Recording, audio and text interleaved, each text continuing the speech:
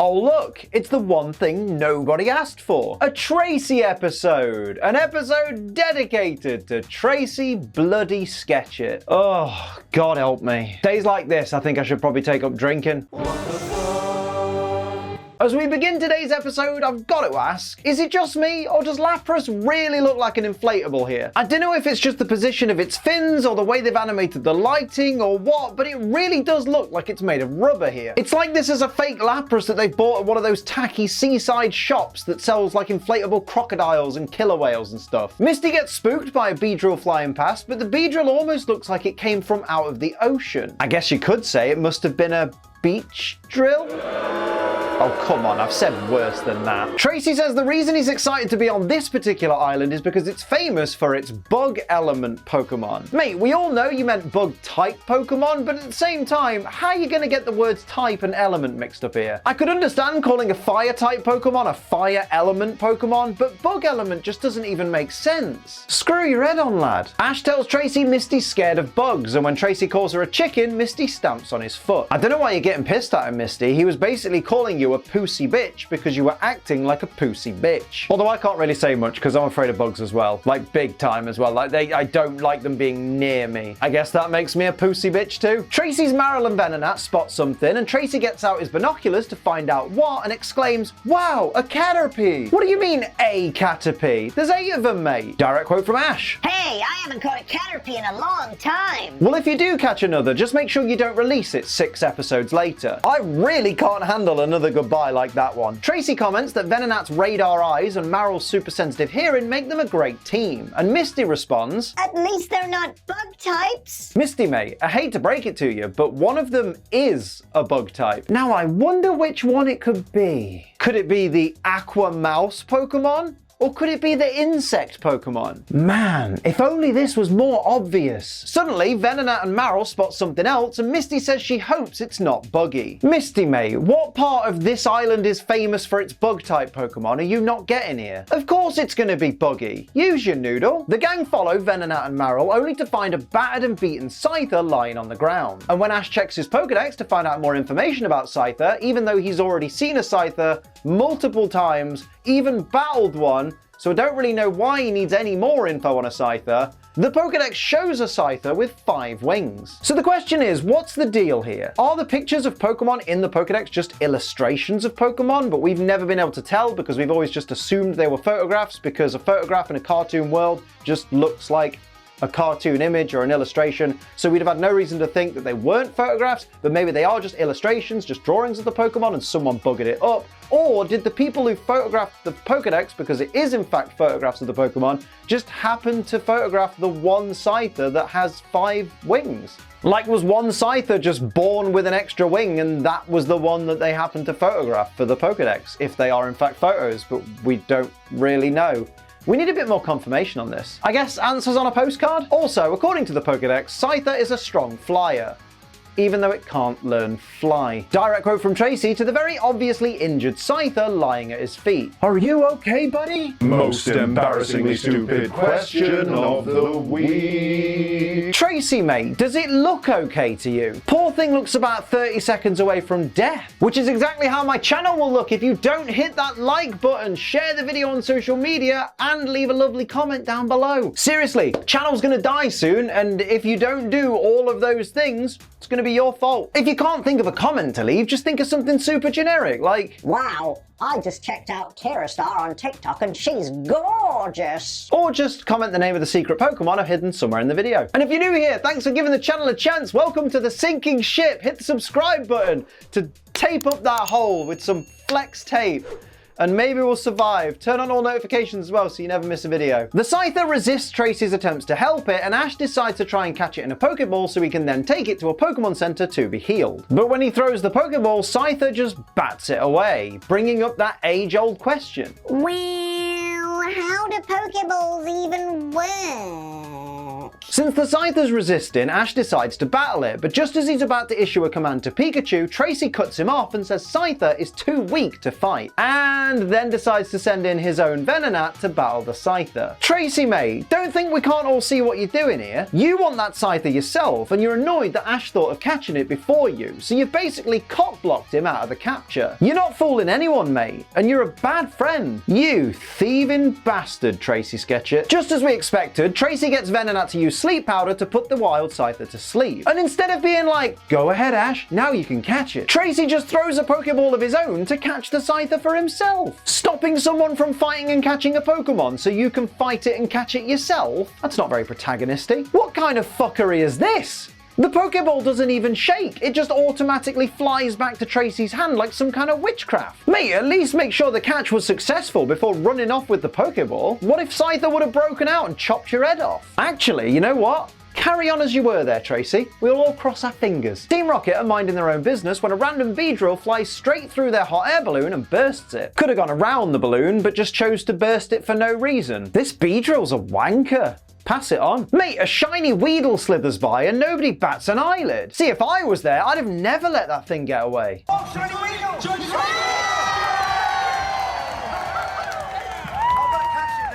Come on, Liam, come on! Come on! Oh, God. Oh, Liam, don't do this now! Come on, come on! Come on! Come on, get the Weedle! Shiny Weedle! Shiny Weedle! Shiny Weedle!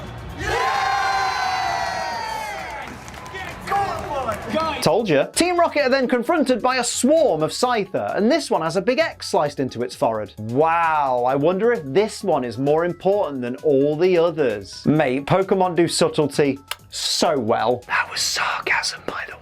At the Pokemon Center, Ash can't help but feel like it's almost like Scyther's mad at them for helping it, and Misty tells him to look at the way Scyther's looking at Tracey. Oh, don't worry, Misty, that look is not exclusive to Scyther. We all give that look whenever Tracey's on screen. Nurse Joy explains that this Scyther must have lost a battle for leadership of its swarm, since injuries like these could have only come from battling another Scyther. I mean, what if it battled a Kartana? I guess it'd look more like this. The gang called Professor Oak to tell him about Tracey's Scyther, although Ash still hasn't told Oak about the Snorlax he caught. Mate, what's wrong with Ash's Snorlax? Why is he not good enough to tell Oak about? Hashtag justice for Snorlax. After Team Rocket managed to outrun the swarm of Scyther, somehow, I don't quite know how they managed that, it's revealed that one of them managed to chop off a massive section of Jessie's hair, like about 3/4 of it. Cue all the Jessie simps in the comments like, Yes, short-haired queen. Slay, short-haired Jessie, slay. she ain't gonna date you, bro. She's 2D and fictional. Direct quote from Jessie. Let's go catch 'em all. Ah, she almost said the thing from the thing. Yeah.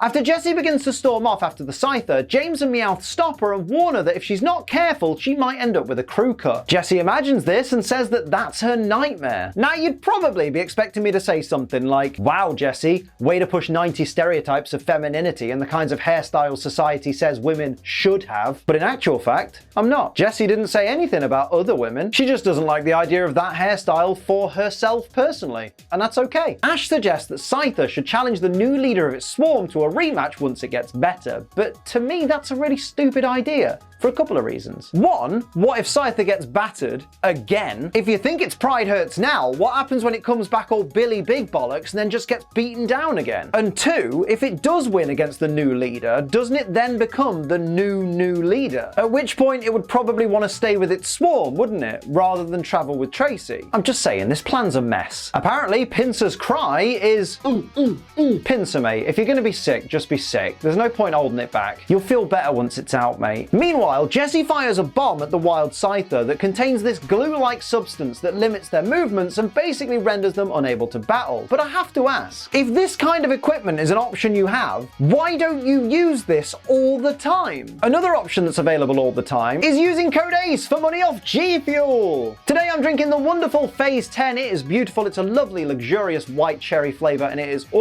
so sweet and lovely. You absolutely need this in your life. And what's more, our G Fuel code has been boosted once again. It's 30% from today until the end of Monday, the 27th of September. Yeah, we're in September now. Good Lord, this year's going far too quickly. But code ACE for a limited time will be 30% rather than the usual 10%. So bag yourself a bargain this weekend. Ain't I good to you people?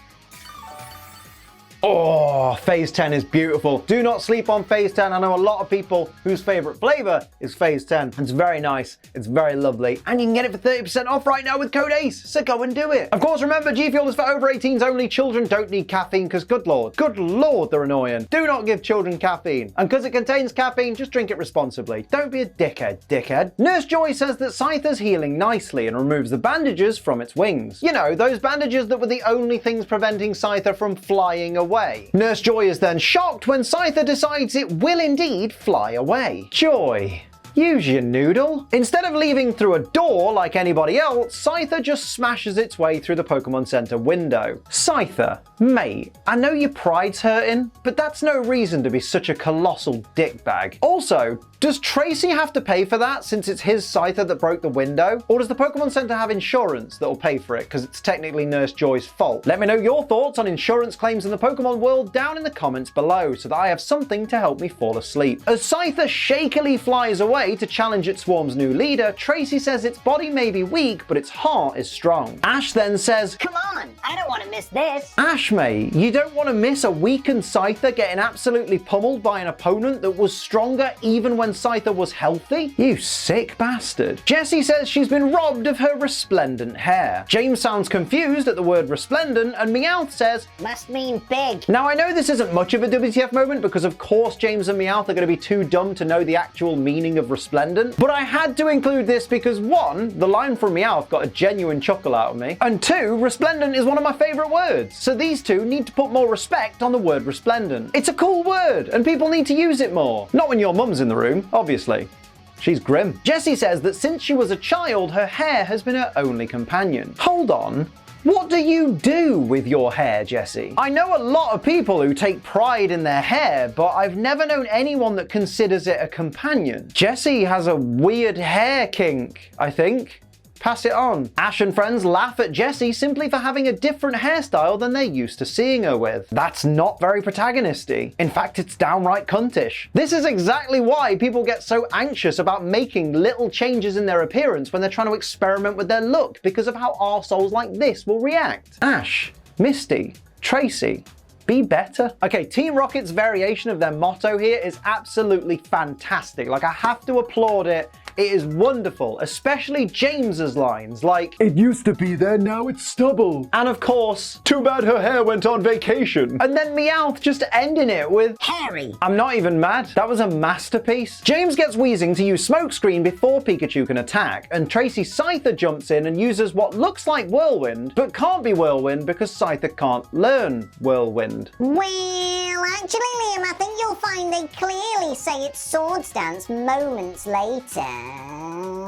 I mean, sure, but how can it be? Like, since when did Swords Dance blow away Smokescreen? I know Whirlwind doesn't do that in the games either, but at least we've seen Whirlwind used in this way in the anime before. It's not much of a dance, is it? It's just spinning round really fast. Almost like a whirlwind. Direct quote from Dexter. Swords Dance, Scyther's special attack. Scyther spins furiously to focus its energy and increase its attack power. Now, I'll agree, Swords Dance does increase attack power, but focusing its energy? Nah, lad, that's another move altogether. And this move doesn't even increase Scyther's attack. Even Tracey points out that it's still weak. Maybe because it wasn't using Swords Dance and was just using an illegal whirlwind all along. Tracey is a hacker and is trying to cover it up. Confirmed. Scyther signals for Pikachu to stay back, and Meowth explains that Scyther says it can beat Team Rocket on its own. And then Ash immediately butts in with, Okay, Pikachu, let's help Scyther out. Ash, mate, have you been listening? Scyther literally just said it wants to do this on its own. Shut your lips and listen for a change, mate. As Victreebel and Lickitung look to be double-teaming Scyther, Scyther just flies upwards out of the way, and Lickitung ends up in Victreebel's mouth. I mean, you both could have just stopped when you saw Scyther flying directly up. Like you were looking at Scyther when you were rushing towards it, right? Tracey warns Scyther that Victreebel is about to use Razor Leaf. Even though Scyther doesn't really need to worry about Razor Leaf from James's Victreebel because Scyther 4 times resists grass-type moves and James's Victreebel has been proven many times to be weak as piss anyway. But sure, whatever helps you try and make being a Pokemon watcher seem at all important. Jessie tells Arbok to use Poison Needle attack. That's not a move.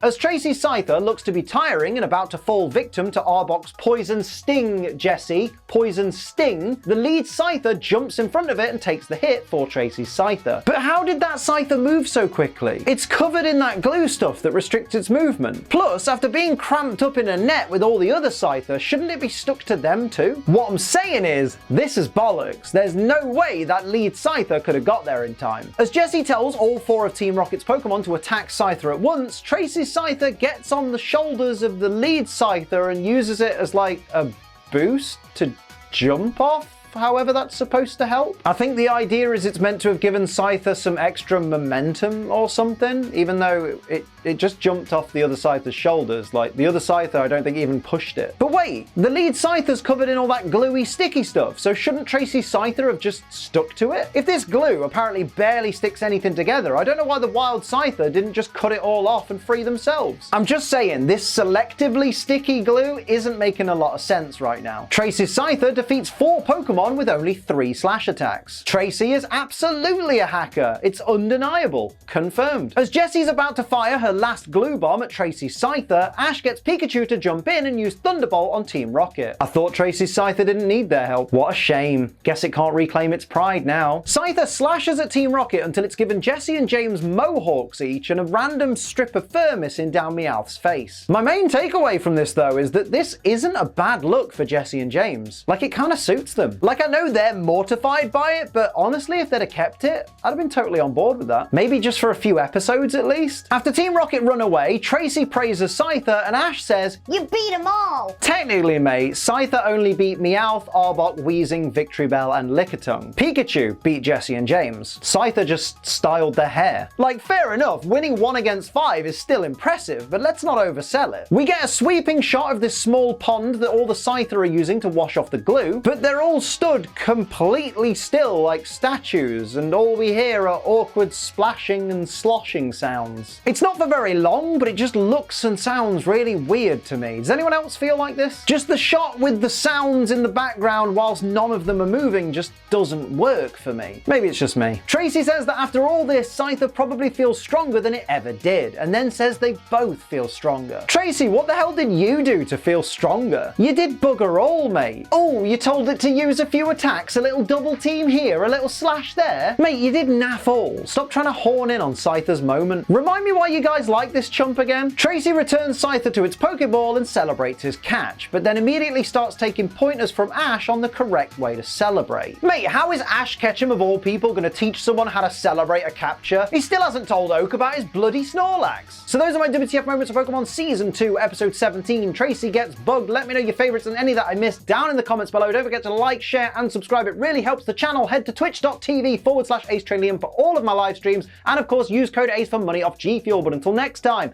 I'm Ace Trainer Liam. Keep on training.